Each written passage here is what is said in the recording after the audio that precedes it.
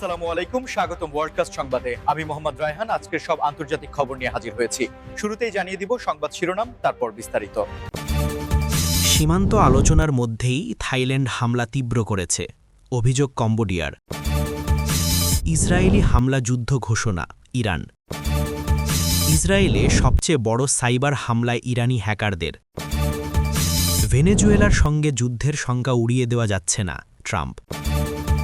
যুদ্ধ বন্ধে যুক্তরাষ্ট্রকে রাশিয়ার ওপর আরও চাপ প্রয়োগের আহ্বান জেলেনস্কির।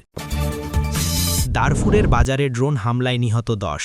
আসসালামু আলাইকুম, স্বাগতম জানাচ্ছি ওয়ার্ল্ডকাস্ট সংবাদে। আমি মোহাম্মদ রায়হান। এতক্ষণ শুনছিলেন সংবাদ শিরোনাম, এবার বিস্তারিত। সীমান্ত নিয়ে দীর্ঘদিনের বিরোধ মেটানোর লক্ষ্যে যখন দুই দেশের উচ্চ পর্যায়ের প্রতিনিধিরা আলোচনায় ব্যস্ত, ঠিক তখনই থাইল্যান্ডের সামরিক বাহিনী সীমান্তে হামলা জোরদার করেছে বলে গুরুতর অভিযোগ তুলেছে কম্বোডিয়া। বিষয়টি এখন দক্ষিণ পূর্ব এশিয়ার ভূ রাজনীতিতে বেশ উত্তাপ ছড়াচ্ছে। কম্বোডিয়ার দাবি অনুযায়ী আলোচনার টেবিল যখন সমঝোতার দিকে যাচ্ছিল, ঠিক তখনই থাই সেনারা ভারী অস্ত্রশস্ত্র নিয়ে তাদের সীমান্ত চৌকিগুলোতে আঘাত হানে, যা কেবল দ্বিপাক্ষিক সম্পর্কের অবনতি ঘটাচ্ছে না, বরং আন্তর্জাতিক আইনেরও চরম লঙ্ঘন হিসেবে দেখা হচ্ছে। এখানে একটি বিষয় মাথায় রাখা জরুরি যে দুই দেশের মধ্যে মন্দিরের মালিকানা এবং সীমানা নির্ধারণ নিয়ে কয়েক দশকের পুরনো বিরোধ রয়েছে, যা মাঝে মধ্যেই মাথাচাড়া দিয়ে ওঠে। বর্তমান প্রেক্ষাপটে থাইল্যান্ডের এই তথাকথিত আগ্রাসনকে কম্বোডিয়া দেখছে একটি পরিকল্পিত উস্কানি হিসেবে। বিশ্লেষকরা বলছেন, এই ধরনের হামলা যদি অব্যাহত থাকে তবে পুরো অঞ্চলে অস্থিতিশীলতা ছড়িয়ে পড়তে পারে এবং আসিয়ান জোটের শান্তি প্রচেষ্টা বড় ধরনের বাধার মুখে পড়বে। আপনারা যারা আমাদের নিয়মিত দর্শক, তারা নিশ্চয়ই জানেন যে এই সীমান্ত বিবাদ কেবল একটুকরো ভূমি নিয়ে নয়, বরং এর সাথে জড়িয়ে আছে দুই জাতির আত্মসম্মান এবং ঐতিহাসিক উত্তরাধিকার। আপনাদের কি মনে হয়, আলোচনার মধ্যে এই হামলা কি কোনো বিশেষ কৌশলের অংশ? কমেন্ট বক্সে আপনাদের মতামত অবশ্যই শেয়ার করবেন এবং আমাদের পরবর্তী আপডেট পেতে চ্যানেলটি সাবস্ক্রাইব করে রাখুন। আন্তর্জাতিক পর্যবেক্ষক মহল এখন নজর রাখছে ব্যাংকক এবং নমপেনের পরবর্তী পদক্ষেপের দিকে। যদি দ্রুত এই উত্তেজনা প্রশমন করা না যায়, তবে সীমান্ত অঞ্চলের হাজার হাজার সাধারণ মানুষকে তাদের ঘরবাড়ি ছেড়ে নিরাপদ আশ্রয়ে চলে যেতে হতে পারে, যা এক বিশাল মানবিক বিপর্যয়ে জন্ম দেবে। মধ্যপ্রাচ্যের অস্থিরতা এখন এক নতুন উচ্চতায় পৌঁছেছে, যেখানে ইরান সরাসরি দাবি করেছে যে ইসরায়েলি সাম্প্রতিক সামরিক অভিযানগুলো মূলত একটি যুদ্ধ ঘোষণার শামিল। তেহরানের পক্ষ থেকে জানানো হয়েছে যে তাদের সার্বভৌমত্বের ওপর যে কোনো আঘাতের জবাব তারা অত্যন্ত কঠোরভাবে দেবে। এই পরিস্থিতির গুরুত্ব এতটাই বেশি যে এটি কেবল দুই দেশের মধ্যে সীমাবদ্ধ নেই, বরং পুরো বিশ্বের জ্বালানি বাজার এবং অর্থনৈতিক স্থিতিশীলতার ওপর বড় প্রভাব ফেলছে। ইরানের শীর্ষ কর্মকর্তারা বলছেন, তারা বছরের পর বছর ধৈর্য ধরেছেন, কিন্তু এখন পিঠ দেয়ালে ঠেকে গেছে। ইসরায়েলের পক্ষ থেকে যখন বিভিন্ন লক্ষ্যবস্তুতে আঘাত হানার খবর আসছে, তখন ইরান একে দেখছে তাদের জাতীয় নিরাপত্তার জন্য এক চরম হুমকি হিসাবে। এই উত্তেজনা বৃদ্ধির ফলে বিশ্ববাজারে তেলের দাম হু হু করে বাড়তে পারে, যা বাংলাদেশের মতো উন্নয়নশীল দেশগুলোর জন্য বড় দুশ্চিন্তার কারণ হয়ে দাঁড়াবে। আপনারা যারা বিশ্ব রাজনীতির খবর রাখেন, তারা জানেন যে ইরান এবং ইসরায়েলের এই ছায়াযুদ্ধ এখন আর আড়ালে নেই, এটি এখন সরাসরি সংঘাতের দিকে মোড় নিচ্ছে। আপনাদের কি মনে হয়, এই সংকট কি বড় কোনো বিশ্বযুদ্ধের দিকে নিয়ে যাচ্ছে আমাদের? আপনাদের মূল্যবান মতামত আমাদের জানাতে ভুলবেন না।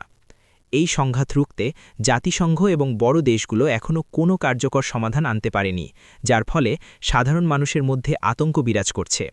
আমরা প্রতিনিয়ত এই পরিস্থিতির উপর নজর রাখছি এবং যে কোনো বড় খবর আসার সাথে সাথেই আপনাদের জানাবো। ভিডিওটি ইনফরমেটিভ মনে হলে একটি লাইক দিতে পারেন, যা আমাদের কাজকে আরও অনুপ্রাণিত করবে। যুদ্ধের ময়দান কেবল এখন আর আকাশ বা স্থলের সীমানায় আটকে নেই, এটি এখন প্রবেশ করেছে ইন্টারনেটের ডিজিটাল জগতে। সম্প্রতি ইসরায়েলের গুরুত্বপূর্ণ অবকাঠামো লক্ষ্য করে ইতিহাসের সবচেয়ে বড় সাইবার হামলা চালিয়েছে ইরানি হ্যাকাররা বলে দাবি করা হচ্ছে। এই সাইবার হামলায় ইসরায়েলের বিদ্যুৎ ব্যবস্থা, ব্যাংকিং সেক্টর এবং এমনকি জরুরি সেবা প্রদানকারী সংস্থাগুলোর নেটওয়ার্কও মারাত্মকভাবে ক্ষতিগ্রস্ত হয়েছে। প্রযুক্তির এই যুগে ডেটা বা তথ্যই হচ্ছে সবচেয়ে বড় হাতিয়ার, আর সেই হাতিয়ার ব্যবহার করেই ইরান এখন ইসরায়েলের অভ্যন্তরীণ ব্যবস্থাকে অচল করে দেওয়ার চেষ্টা করছে। হ্যাকাররা অত্যন্ত উন্নতমানের ম্যালওয়্যার ব্যবহার করে সরকারি ডেটাবেস হ্যাক করার চেষ্টা করেছে বলে জানা গেছে। এই ধরনের ডিজিটাল যুদ্ধ শারীরিক যুদ্ধের চেয়েও অনেক বেশি ভয়ানক হতে পারে, কারণ এটি মুহূর্তের মধ্যে একটি দেশের অর্থনীতিকে স্থবির করে দিতে পারে। ইসরায়েলি সাইবার নিরাপত্তা সংস্থাগুলো দিনরাত কাজ করছে এই ক্ষতি সামলে উঠতে, কিন্তু আক্রমণের তীব্রতা এতই বেশি ছিল যে পুরোপুরি পুনরুদ্ধার করতে বেশ সময় লাগবে। আপনারা যারা টেকনোলজি এবং সিকিউরিটি নিয়ে আগ্রহী, তারা বুঝতে পারছেন যে ভবিষ্যতের যুদ্ধগুলো আর ট্যাঙ্কে বা বিমানে হবে না, বরং হবে কম্পিউটারের কিবোর্ডে। এই ধরনের আক্রমণ থেকে রক্ষা পাওয়া যে কোনো আধুনিক রাষ্ট্রের জন্য এখন সবচেয়ে বড় চ্যালেঞ্জ। আমাদের এই প্রতিবেদনটি আপনার বন্ধুদের সাথে শেয়ার করুন, যাতে তারাও এই ডিজিটাল যুদ্ধের ভয়াবহতা সম্পর্কে জানতে পারে। আমরা কি আসলেই এক অনিরাপদ ডিজিটাল যুগে বাস করছি? আপনাদের চিন্তাভাবনা আমাদের জানান। ল্যাটিন আমেরিকার রাজনীতিতে নতুন করে শঙ্কার কালো মেঘ জমছে যখন সাবেক মার্কিন প্রেসিডেন্ট ডোনাল্ড ট্রাম্প এক বিবৃতিতে জানিয়েছেন যে ভেনেজুয়েলার সঙ্গে যুদ্ধের সম্ভাবনাকে একেবারেই উড়িয়ে দেওয়া যাচ্ছে না। ট্রাম্পের মতে ভেনেজুয়েলার বর্তমান রাজনৈতিক ও অর্থনৈতিক পরিস্থিতি এবং তাদের মিত্রদের সাথে সম্পর্ক যুক্তরাষ্ট্রের জাতীয় নিরাপত্তার জন্য হুমকির কারণ হতে পারে। যদিও কূটনৈতিক পর্যায়ে অনেক চেষ্টা চালানো হয়েছে, কিন্তু পরিস্থিতির কোনো দৃশ্যমান উন্নতি হয়নি। ভেনেজুয়েলার খনিজ তেল এবং প্রাকৃতিক সম্পদের উপর নিয়ন্ত্রণের বিষয়টিও এখানে বড় ভূমিকা পালন করছে বলে অনেক বিশেষজ্ঞ মনে করেন। ট্রাম্পের এই ধরনের সরাসরি মন্তব্য দক্ষিণ আমেরিকায় এক ধরনের অস্থিরতা তৈরি করেছে।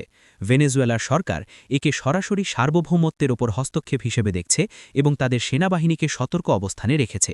যদি কোনো কারণে সেখানে সামরিক হস্তক্ষেপ ঘটে, তবে তা কেবল ওই অঞ্চল নয়, বরং পুরো বিশ্বের অভিবাসন সমস্যাকে আরও তীব্র করবে।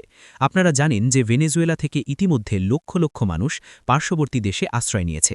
এই যুদ্ধ শঙ্কা নিয়ে আন্তর্জাতিক মহলে মিশ্র প্রতিক্রিয়া দেখা গেছে। আপনাদের কি মনে হয়, সামরিক হস্তক্ষেপ কি কোনো দেশের সমস্যার সমাধান হতে পারে, নাকি আলোচনাই একমাত্র পথ? আপনাদের উত্তরের অপেক্ষায় রইলাম।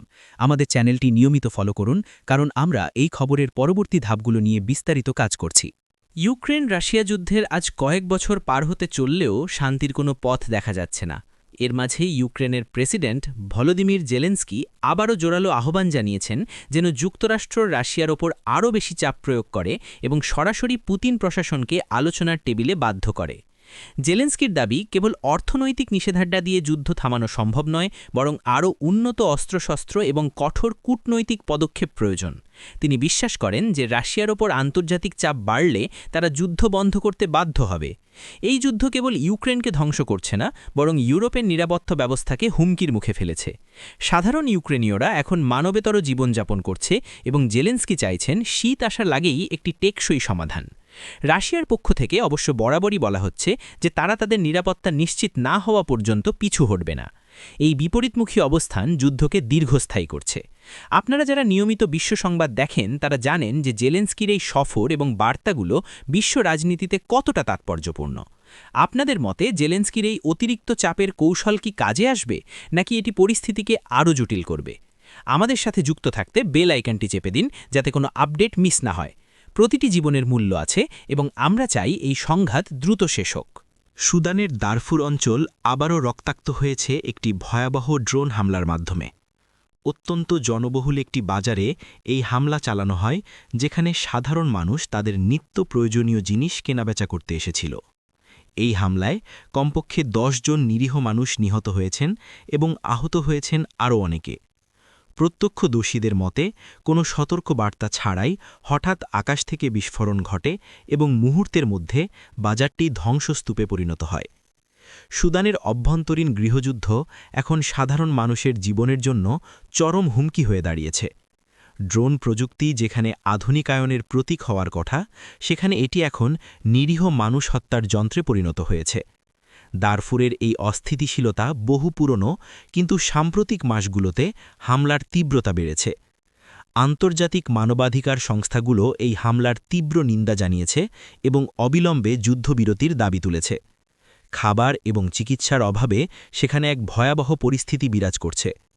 আমাদের আজকের এই সংবাদ পরিক্রমায় দারফুরের এই ঘটনাটি অত্যন্ত দুঃখজনক। এই ধরনের সহিংসতা বন্ধে বিশ্ব নেতাদের ভূমিকা আরও জোরালো হওয়া উচিত বলে আমরা মনে করি। আপনারা যারা এই ভিডিওটি দেখছেন, দয়া করে মানবতার খাতিরে সচেতনতা বৃদ্ধিতে সহায়তা করুন। আজকের সংবাদ বিশ্লেষণ এই পর্যন্তই। আমরা চেষ্টা করেছি নিরপেক্ষভাবে এবং বিস্তারিত তথ্যের মাধ্যমে আপনাদের সামনে বর্তমান বিশ্বের পরিস্থিতি তুলে ধরতে। আমাদের এই প্রচেষ্টা যদি আপনাদের ভালো লেগে থাকে, তবে ভিডিওটিতে একটি লাইক দিন এবং আমাদের চ্যানেলের সাথে থাকতে ভুলবেন না। আপনাদের একটি সাবস্ক্রিপশন আমাদের নতুন এবং সঠিক তথ্য নিয়ে কাজ করতে উৎসাহ দেয়। আগামী পর্বে আরও নতুন কোনো আপডেট নিয়ে আপনাদের সামনে হাজির হব। সবাই ভালো থাকবেন, সুস্থ থাকবেন। ধন্যবাদ।